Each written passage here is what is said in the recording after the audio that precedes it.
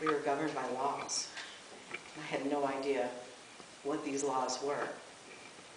So the Reverend Marilyn Autry wrote a book, The River of Life, How to Live in the Flow, and that's helped me a lot through my understanding of what spiritualism is.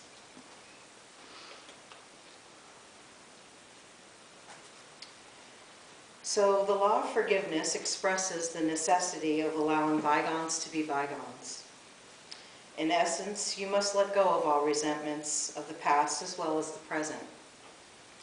By doing so, you are not allowing resentments to retard your own spiritual growth. As long as you hold on to resentment, you are binded to that vibratory rate. You must let go of all resentments. By forgiving, you remove all guilt from the one who has created a negative force in your life.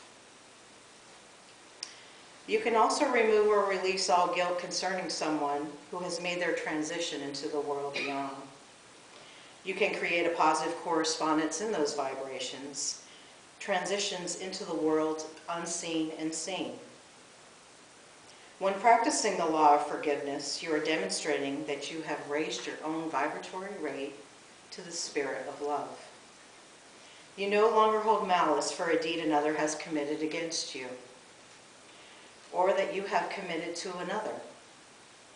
You are practicing the golden rule, and in turn you are creating a true brotherhood. As you forgive, you are creating a vibratory rate of harmony.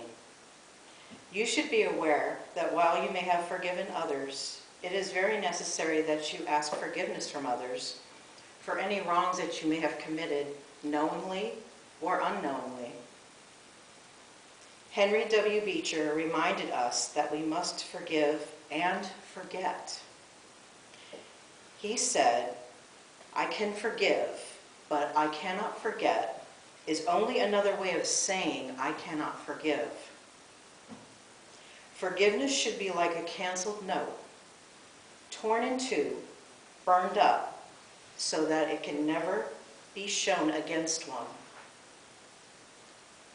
If we do not forget, we keep alive and we relive the event from the past into our present, and it will most certainly consume our not-so-distant future. Only goodness can come from forgiveness. Forgiveness is a simple act of creating a balance where an imbalance once existed. If injustice is replaced, it can no longer become a part of your life. But if you hold on to this negative force, it becomes real and active. It can cause stumbling blocks in your pathway in the journey of life. The natural law forces you to work through every situation. If you work in the energy of forgiveness, you create a greater understanding of your spiritual lessons. Sarah Pattison stated, "Since forgiveness isn't colored with expectations that the other people apologize or change, don't worry whether or not they finally understand you. Love them and release them. Life feeds back truth to people in its own way and time." When we forgive, we can find freedom. When we are free, healing is possible. When we cease to hold on to things that make us sick, we get better. After we accept God's mercy, we feel freer to forgive and let go. Imagine that you are carrying around all the baggages of resentments, bitterness, anger, and regret. Then imagine that freedom is just miles away, and all you have to do to find it is walk there. You can't make it with all the things you haven't forgiven holding you down. Forgiveness means dropping all that baggage and walking toward the freedom ahead. Forgiving others may seem to be a choice, and in one sense it is a choice. God is saying that it is in our own best interest to forgive. He is not talking about what is in the best interest of the person who needs to be forgiven. We are the ones who God is trying to protect. We are the ones who receive the most benefit from forgiveness, not the other person. A spirit of unforgiveness complicates and compromises our forward progress in life. Forgiving others releases us from anger and allows us to receive the healing we need. The whole reason God has given us specific direction in the natural law is because he does not want anything to stand between us and him. God's love for us is beyond comprehension. Forgiving others spares us from the consequences of living out an unforgiving heart. Forgiving others often starts as a decision of surrender, an act of will. This surrender invites God to begin working in our lives in a deeper level, allowing God to heal us. We can ask God to enlighten us with the understanding that we need to fully forgive from our hearts. We simply need to make the choice to be open to forgiveness and reconciliation. Remember, forgiveness does not justify the deed or the person. It does not provide God's forgiveness for their actions because only God can do that. While nothing can undo the past, we can do something about the condition of our own present and our future. Forgiving others makes a way for our own healing to begin. God loves each and every one of us unconditionally, but does not necessarily approve of the actions and choices that each one of us makes. This links into our sixth principle, the golden rule. Do unto others as you would have them do unto you. The golden rule is referred to as the law of reciprocity. The law of cause and effect is very well represented in the golden rule. The law of cause and effect states that every action has an appropriate reaction. There is absolutely no exception to this law. There may be varying degrees of cause and effect, but absolutely nothing escapes this law. A certain cause set into motion is certain to bring a specific effect.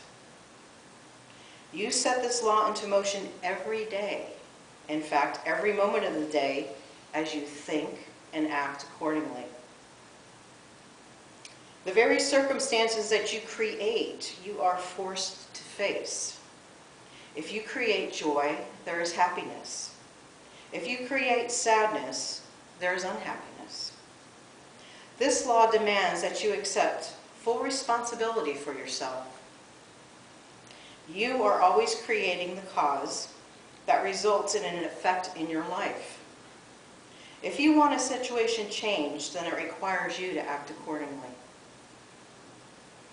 For every effect created, you need to understand what action caused that specific effect. This gives you an opportunity to create a new effect. If you create a cause, you will be assured of its just effect. The whole of life is cause and effect. Nothing happens by chance. It is the law. Socrates stated that the unexamined life is not worth living. I recently went to a 10-day silent Vipassana meditation retreat in Jessup, Georgia. We woke up at 4 o'clock in the morning. Meditation started at 4:30 in the morning for 2 hours. We did have breakfast, followed by more meditation. Lunch and rest, followed by meditation. We had a tea break around dinner time, followed by more meditation. And then we had an hour's worth of recorded teaching and instruction by the late Mr. Gonika prior to going to sleep at night at 9:30. But the majority of the time that I spent there was in silent meditation. That first night of that recorded teacher instruction, Mr. Gonika expressed the notion that we were lying to ourselves, creating our own suffering in this lifetime, and we didn't even know it. Our behaviors and patterns have become so automatic that we don't even recognize it when it's happening. I was very intrigued by this. And the next morning when I was in meditation, I asked myself the question, where am I lying to myself? And instantaneously I had the answer. It surrounded my weight and my drinking. I grew up in a dual-parent alcoholic family, had a very tumultuous past. Every one of the abuses were present. And as I was examining my life, I became very distraught and upset, because I realized that I had caused this. So I signed up to go speak with the teacher there and ask her, how do we make peace with ourselves for causing ourselves so much pain? And she responded to me with, well, who created your suffering? And the response I gave her was, it was me. And then I realized that if I had caused my own suffering, then I can create my own peace. I was satisfied with that discovery. And then I went back to my meditation. So each time I went back to my meditation, I started reviewing parts of my past. So I asked myself the question, why did I create all of this suffering? And the answer came again instantaneously, and it was because you did not want to be like your mother. And that was something that I had stated when I was a teenager.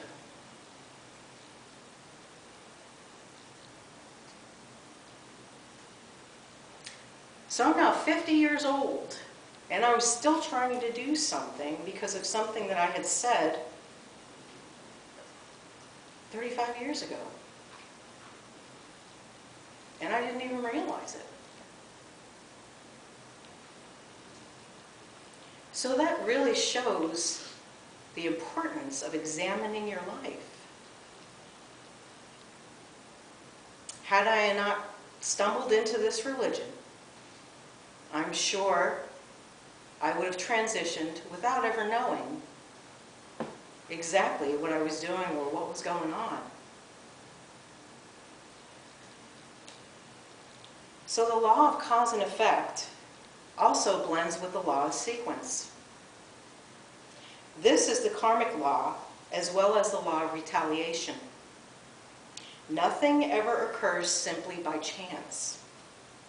There must be, and there definitely is, an efficient precedent for every consequence. There is a regular sequence or orderly procession of all the phenomena in the universe. Nothing in our universe stands alone. No act can be totally isolated. Every act follows a thought and precedes the appropriate sequence of events that follow.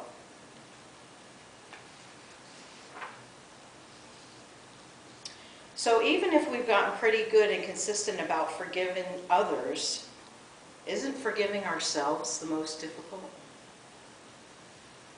When we do something wrong, we register it in our nervous system, that huge computer that resides in our brain. An injury to someone else might be accompanied by guilt. A mistake that costs us something we want might have sadness attached to it.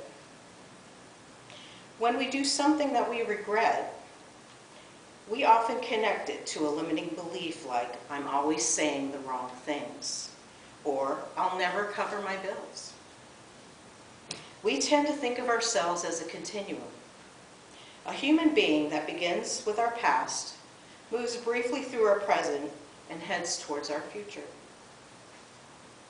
Letting go of our own past, or the past that we have created in our heads, can feel shaky and ungrounded. When we try to forgive ourselves, we're trying to release something that feels like it is a part of us. We are releasing who we were in the moment that we did whatever it was. When we forgive what someone else has done, in a sense, it feels easier. We are releasing a part of our past that isn't essentially who we are, unless we've told the story of that hurt so frequently that we've built our own identity around it. In that case, it becomes hard to forgive the other person because of the transgression, and our reaction has become very central to how we define ourselves. To release that part of your past that you need to forgive, it is helpful to remember that we are all doing the best that we can in any moment. If you had known that your action would cause pain to others or yourself, you probably wouldn't have done it. And even if you knew that you were causing damage at the time, you had no idea how much you would regret it in the future.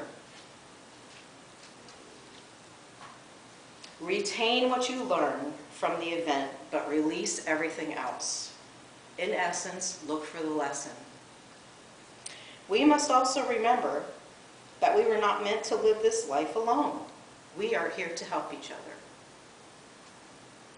Each and every one of us has within us a spark of the divine, without discrimination.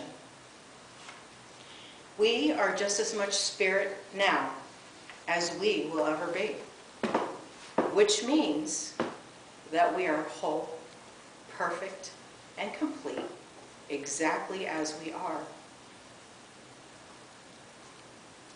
To many of us, seeing ourselves as flawed feels vulnerable and even scary. We're basically wired to survive, and beings that make too many mistakes. Even our educational system tells us that anything that is not right is bad and deserves some form of punishment. So we try to avoid mistakes at all costs. And when we do make a misstep, our first impulse is to hide it. In order to forgive ourselves, we first have to admit to ourselves that we blew it. We have to take ownership and acknowledge the flaw or the mistake. That feels almost counter to our sense of survival. It is helpful to remember that mistakes, failures, and even incredibly stupid acts are part of being human. It is how we learn and grow. If you're never embarrassed or wrong, and if you never make a mistake, you're probably staying within a pretty narrow comfort zone. Appreciate your missteps for what they are, a stepping stone on your path. Learning the art of forgiveness is a daily practice. Like anything else, we become better at forgiving as we devote ourselves to it intentionally. Forgiving is something we need to practice. Some suggested steps as you work to forgiving yourself and others. Choose one thing you need to forgive. Start with one thing at a time. Pray for that thing or person that holds you in bondage. Take a practical step that will assist you and help you to forgive, such as writing a letter or setting up a time to talk to the person or a friend or a pastor or a counselor. Imagine what it might be like to have forgiven that person. Picture what amends might be like for you to feel forgiven or to forgive. Pray again for the obstacle holding you back. And start again the next day. Make it a daily practice. When I first encountered the practice known as Ho'oponopono, it was created by Haleaka, Dr. Hugh Lin, a Hawaiian psychologist, and shamanic practitioner, I took on the simple yet profound forgiveness practice and found immediate benefits in my personal life. And what I did was I looked myself in the eyes in the mirror of my bedroom each morning and before I went to bed. And I said, I'm sorry. Please forgive me. Thank you. And I love you. On the surface level, many people have understood this practice to be a mantra, where one repeats the words, I'm sorry, please forgive me, thank you, and I love you, as a form of mental and spiritual cleaning that could be compared to Buddhist techniques for clearing karma. It has been defined as a forgiveness and reconciliation practice, cleansing of errors of thought, the origin of problems and sickness in the physical world, according to the Hawaiian worldview.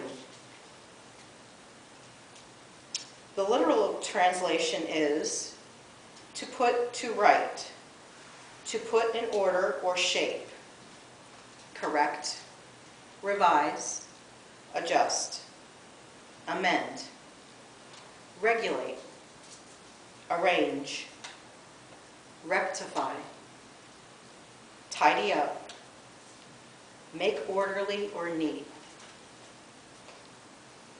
You can do this for yourself as well as others. Dr. Hugh Lin states, the only problem with human beings is that they are arrogant, because that's what thinking is. This is, in essence, I know. Wisdom is being in the void, to be thoughtless. Only by being in the void can the light come through. As long as I have something going on in my mind, the light can't come through. The light can only come in when the mind is cleared, in a state of silence. And I would like to leave now with this quote from Bo Taplin. I forgive you, not for you, but for me. Because like chains shackling me to the past, I will no longer pollute my heart with bitterness, fear, distrust, or anger. I forgive you because hate is just another way of holding on. And you don't belong here anymore.